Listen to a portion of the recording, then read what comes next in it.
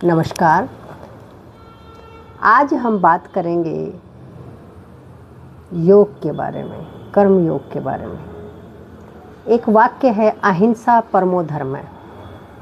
और विडंबना की बात देखिए कि ये वाक्य महाभारत में मिलता है।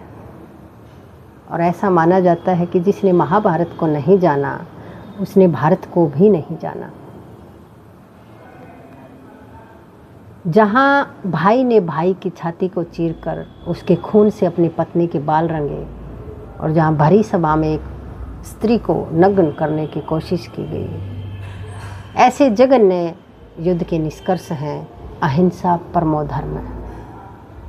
वैसे तो महाभारत मूल रूप में एक पारिवारिक झगड़े की कहानी है, लेकिन इस झगड़े की विशालता और भयानकता ने आने वाली पीढ़ियों की सोच को बहुत गहराई से प्रभावित किया।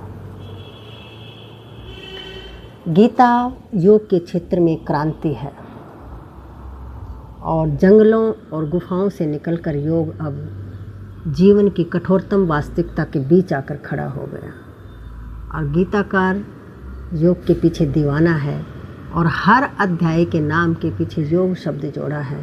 और छठे अध्याय में तो योग की विधि ही बता डाली। और जो सबसे प्रसिद्ध सार तत्व के रूप में जो श्लोक सर्वविदित है कि कर्मण्येवाधिकारस्ते माँ फलेषु कदाचन माँ कर्म फल हेतुर्भूमिते संघवस्तु कर्म, कि मनुष्य के हाथ में केवल कर्म करना है, उसके फल उसके हाथ में नहीं है। इसका मतलब ये नहीं है कतई भी कि आप अकर्मण्य हो जाएं, अकर्मण्यता की स्थिति में आ जाएं और हाथ पर हाथ रखकर बैठे रहें। इसमें स्पष्ट रूप से कहा गया है कि कर्म की कुशलता जितनी हो सके उतनी कर्म की कुशलता को बढ़ाएं।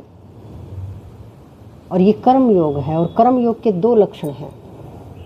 एक कि जो कर्म की कुशलता का योग, कर्म की कुशलता ही योग है, और दूसरा है समत्व की भावना ही योग है। समत्व यानी कि समान दृष्टि, सुख में दुख में और जय पराजय में समान रूप से अविचलित हुए बिना रहें, ये भी योग है। योग का हमारे जीवन में बहुत महत्व है और हम सबको अपने जीवन को उच्चतम शिखर पर पहुंचाने के लिए योग को धारण करना चाहिए।